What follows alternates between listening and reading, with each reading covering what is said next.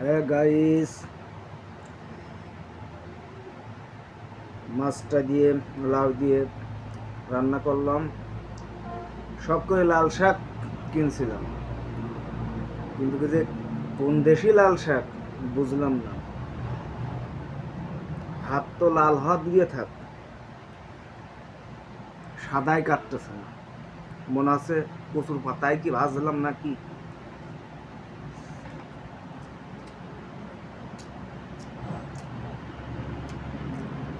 তারপরে এক গাদি রসুন পেঁয়াজ আর তেহেলি শেষ করলাম। সিটারে ভরিয়ে গেছে দেশটা। আমি নতুন মানুষ, সাপোর্ট করবেন।